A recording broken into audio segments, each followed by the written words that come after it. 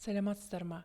Мен Қалибекова Айнұр Мамалюк-қызы, Алматы облысы Ақсу ауданы Қаныш Имантайұлы Сәтбаев атындағы орта мектеп гимназиясының математика пәнінің мұғалімімін.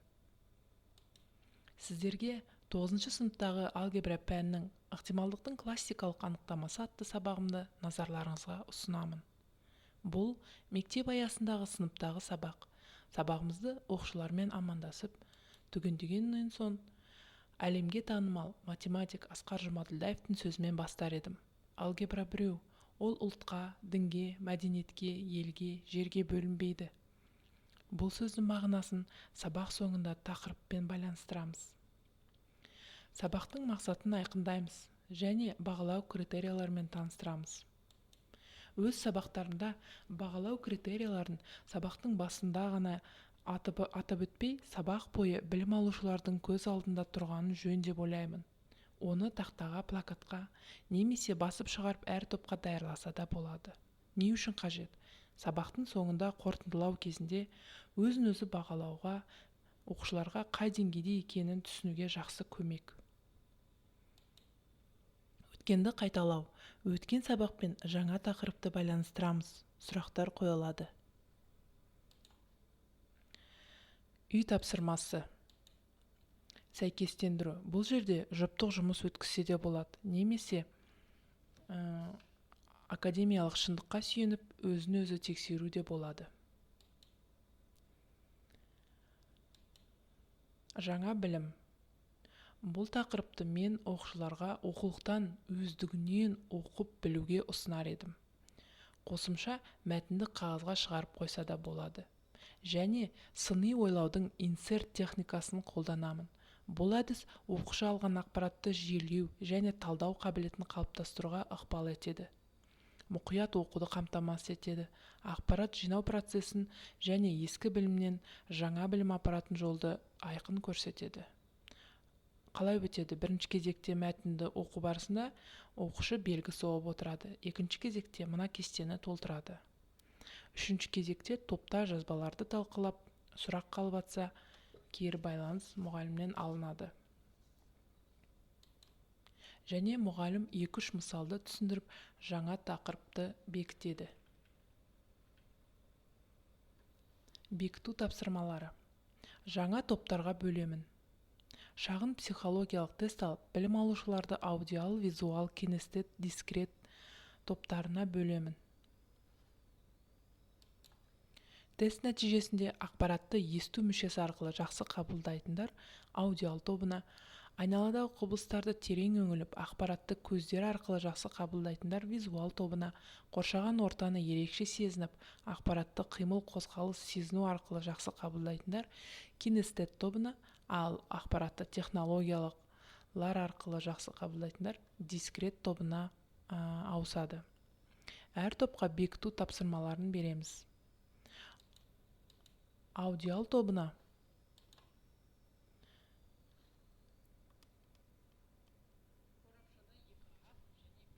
шар бар. Қорапшадан кездейсоқ алынған бір шардың ақ болу ықтималдығын табыңдар, қызыл болу ықтималдығын табыңдар және жасыл болу ықтималдығын табыңдар. Аудиофайл түрінде немесе мұғалім оқып берсе де болады. Визуал тобына көрнекілік ретінде есеппен бірге суретін шығарып береміз.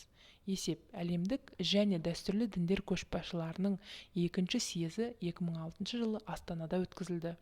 35 елден 77 өкіл қатысқан, таяу шығыстан 11 өкіл қатысты.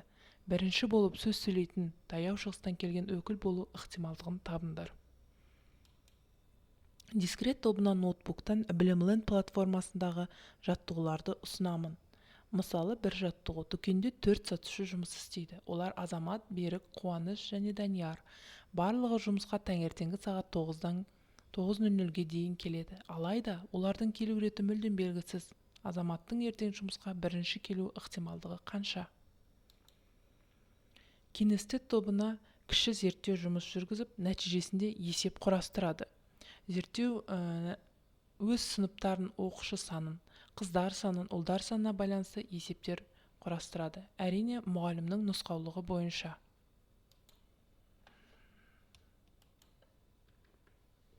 Әр топ өз есептерінің жауаптарын тақтадан табады. Ол сол жауаптың артында белгілі бір сандар орналасқан. Бұл сандарды қандай оқиғамен байланыстырасыз деп сұрақ қойылады. Мысалы, бір топқа 175 саны түсті. Әрине, ол ұлы Абайдың 175 жылдығымен байланыстырады. Абай туралы мәлімет беріп, 1-2 минут сөйлесе болады. Келесі топқа 75 саны шығады. Оны ұлы жеңістің 75 жылдығымен байланыстырады. Мәлімет алынады. Ал визуал тобына шығарған есептеріңізді астанамыздағы қандай ғимаратпен байланыстырасыздар деген сұрақ қойылды. Әрине, ол съезд Нұр-Сұлтан қаласында бейбітшілік және келісім сарайында өткенін, оны пирамида тәріздес құрылғанын, ол ғимарат қандай нысаналармен ол ғимараттың ішінде қандай нысаналар бар екенін мәлімет беріледі, және оның аты бейбітшілік және келісім сарайы. Осылардың барлығы сабақтағы пәнаралық байланысты, құндылықтарды жүзеге асырады. Яғни біз тарихпен байланыстырдық, әдебиетпен байланыстырдық, және мәңгілік ел жалпы ұлттық идеясының 7 басты құндылықтарының бірі ұлттық бірлік, бейбітшілік пен келісім сарайын атап өттік. Жұптық жұмыс ретінде функционалдық сауаттылық есептерін беремін. Бұл тақырып функционалдық сауаттылыққа өте ыңғайлы. Әр оқушы болашақта ұлттық бірыңғай тестілеу тапсырады, және оның есептері осы тақырыппен тығыз байланысты. Мен осы жылғы қаңтар айында келген кітапшаны алдым. Оның ішінде 20 сұрақтың 2-і дәл осы ықтималдықтың классикалық анықтамасына арналған екен. Оны мен оқушыларға почта бандероль арқылы, міне сіздерге хат келді, ішінде болашақтан есеп келіп жатыр. Яғни бір қадам болса да ұлттық бірыңғай тестілеуге дайын боласыздар деп 2 есеп тақырыпқа байланысты шығартамын. Жұптық шығарады, бірін-бірі тексеріп бағалайды. Кері байланыс міндетті түрде жүреді. Қалыптастырушы бағалау тест ретінде және жеке жұмыс болып табылады. Қалыптастырушы бағалауды бізде қазір өте ыңғайлы тест алу жүктемелер өте көп. Оның ішінде Quizzes.com, Kahoot, Google Class өте ыңғайлы бәрі. Бірақ мен осы тақырыпта Zipgrade жүктемесін айтар едім. Бір артықшылығы, бұл жерде бүкіл оқушыға смартфон қажет етпейді. Тек қана мұғалімде смартфон болып, оның ішінде сол программа орнатылған болса болды. Және бағалау парақшаларын шығарып алып кеп, барлық 4 нұсқаның жауаптарын алдын ала жазып дайындап қоям. Оқушыға 5 минут ішінде 10 қысқа сұраққа жауап беру ұсынылады. Оқушы жауап парағына белгі соғады. Мұғалім дәл сол кезде сканерлеп, 1-ден 10 балдан қанша бал алғанын айтып береді. Яғни бағалау әп-сәтте жүріп отырады. Сабақты қорытындылаймыз. Оқушылар әр топтан немесе уақыттың шектеулігіне байланысты 1-2 оқушы кері байланыс береді.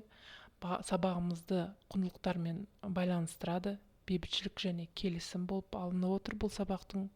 Құндылықтарды артамыз және рефлексия беріледі. Осы тақырыпты қашықтықтан оқытуға арналған нұсқасына сілтеме. Менің YouTube каналымда дәл осы тақырып қашықтықтан арналған видеосы жүктелген. Сол видеоны мына сілтеме арқылы немесе QR кодты сканерлеп, сол видеоға YouTube каналына түсе аласыздар. Назарларыңызға рахмет, сау болыңыздар.